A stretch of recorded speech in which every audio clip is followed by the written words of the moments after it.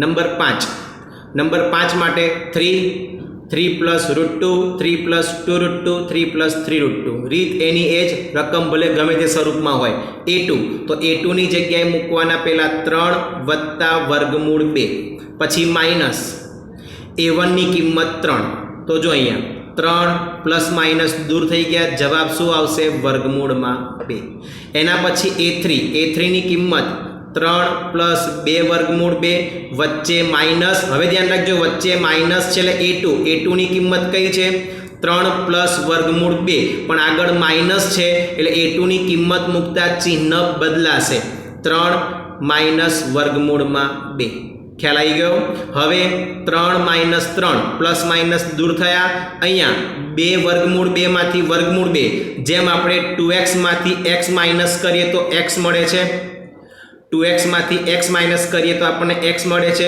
એ જ રીતે અહીંયા 2 વર્ગમૂળ 2 માંથી 1 વર્ગમૂળ 2 ગયા તો બાદબાકી કરતા વર્ગમૂળ 2 બંને જવાબ સરખા છે માટે સમાંતર શ્રેણી છે એના પછી પાંચમું પદ તો પાંચમા પદ માટે ચોથું પદ જે છે 3 વત્તા 3 વર્ગમૂળ 2 એમાં સામાન્ય તફાવત વર્ગમૂળ 2 ઉમેરવાના તો 3 ના 3 અને અહીંયા 3 વર્ગમૂળ 2 વત્તા વર્ગમૂળ 2 એટલે 4 વર્ગમૂળમાં 2 છઠ્ઠા પદ માટે એના પછી 3 વત્તા 4 વર્ગમૂળ 2 એમાં ફરી વર્ગમૂળ 2 ઉમેરો એટલે જવાબ આવશે 3 વત્તા 5 વર્ગમૂળ 2 સાતમા પદ માટે છઠ્ઠું પદ લખવાનું 3 વત્તા 5 વર્ગમૂળ 2 એમાં વર્ગમૂળ 2 ઉમેરો એટલે કેટલા થાય 3 પ્લસ 6 વર્ગમૂળમાં 2 તો આ પ્રમાણે બાકીના 3 પદ શોધવાના નંબર 6 માટે હવે નંબર 6 માટે તમને શું આપ્યું છે 0.2 0.22 0.222 0.2222 રીત આપણે કરીએ એ રીતે જ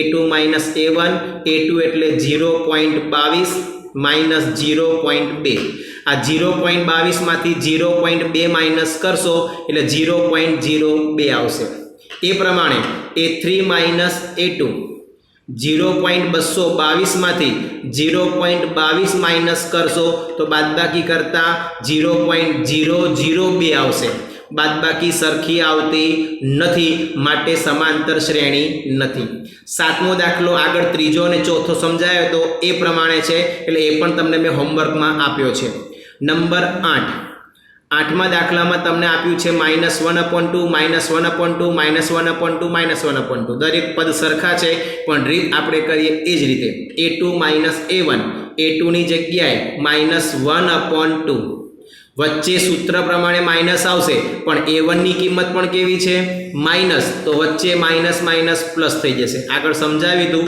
હવે ડાયરેક્ટ લખું છું તો માઇનસ પ્લસ દૂર થઈ ગયા જવાબ 0 a3 માઇનસ a2 a3 એટલે -1/2 વચ્ચે સૂત્ર પ્રમાણે માઇનસ પણ a2 ની કિંમત પણ માઇનસ છે એટલે minus minus plus 1/2 plus minus દૂર થયા જવાબ આવશે 0 બંનેના જવાબ સરખા છે માટે સમાંતર શ્રેણી છે હવે પાંચમા પદ માટે ચોથું પદ લખવાનું -1/2 તફાવત 0 ઉમેરવાના તો 0 ઉમેરતા તેનું તે જ એટલે જવાબ -1/2 એવું જ છઠ્ઠા પદ માટે થશે 0 ઉમેરતા -1/2 એવું જ સાતમા પદ માટે થશે -1/2 પ્લસ 0 ઇઝ ઇક્વલ ટુ -1/2 ત્રણે ત્રણમાં જવાબ સરખો જ આપણને મળે છે આગળ દાખલા નંબર હવે જુઓ 9 એ 9મો દાખલો પણ બિલકુલ સહેલો છે એ તમને મેં હોમવર્કમાં આપ્યો છે આ જ પ્રમાણે સાદુરૂપ આપવાનું સમાંતર શ્રેણી ન હોય તો કોઈ પ્રોબ્લેમ નથી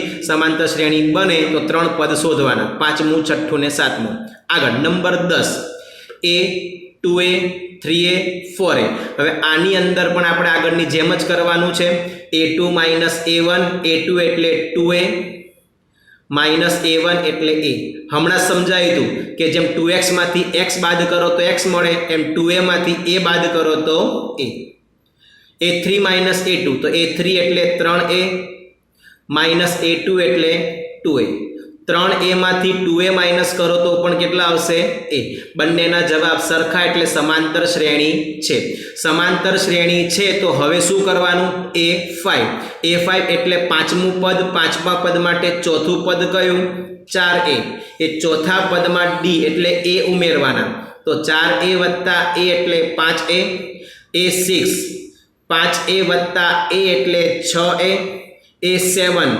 6a વત્તા a બરાબર 7a. તો આ પ્રમાણે સાદુરૂપ થશે. 11મો દાખલો. 11મા દાખલામાં a સ્ક્વેર a ક્યુબ અને a ની 4 ઘાત. તો a2 માઇનસ a1, a2 એટલે a ની 2 ઘાત માઇનસ a1 એટલે a. હવે ધ્યાન રાખજો, આ બેની બાદબાકી ન થાય.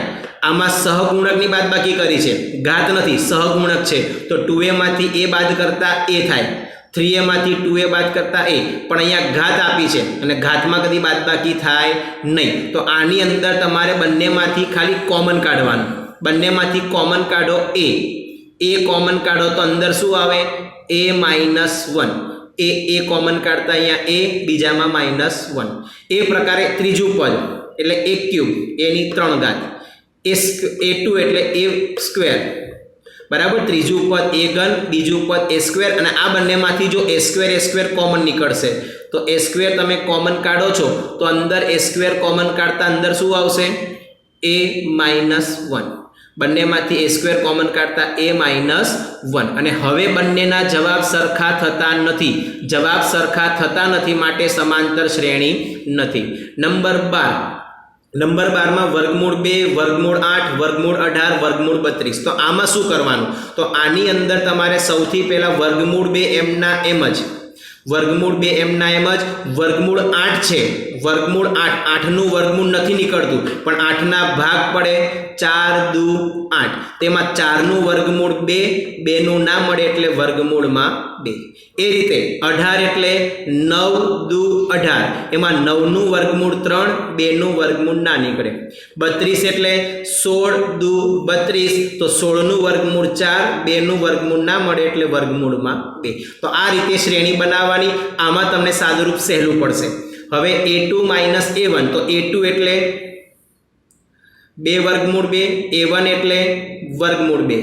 2 વર્ગમૂળ 2 માંથી 1 વર્ગમૂળ 2 ગયા તો જવાબ આવશે ખાલી વર્ગમૂળ 2. હમણાં સમજાય તો એ રીતે જેમ 2x માંથી x બાદ કરતા x મળે છે એમ અહીંયા 2 વર્ગમૂળ 2 માંથી વર્ગમૂળ 2 બાદ કરો તો ખાલી વર્ગમૂળ 2.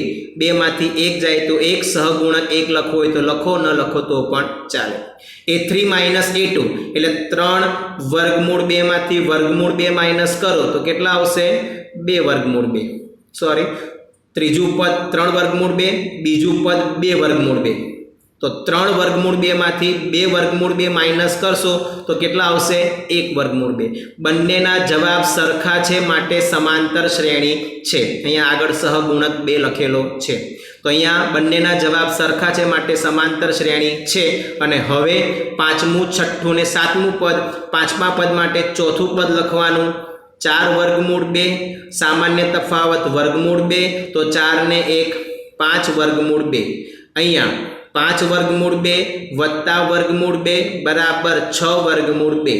અહીંયા 6 વર્ગમૂળ 2 વત્તા વર્ગમૂળ 2 બરાબર 7 વર્ગમૂળ 2. આ પ્રમાણે જવાબ થાય. અને આ જે જવાબ છે એને પાછી મૂળ રકમમાં ફેરવવા હોય, તો આનાથી ઊંધું કરવાનું. 5નો વર્ગ 25, 25 ને 2 જોડે ગુણો એટલે વર્ગમૂળ 50 થાય. 6નો વર્ગ 36, 36 ને 2 વડે ગુણો તો 72 થાય. 7નો વર્ગ 49, 49 ને 2 વડે ગુણો તો વર્ગમૂળમાં 98 થાય. આ પ્રમાણે જવાબ મળશે.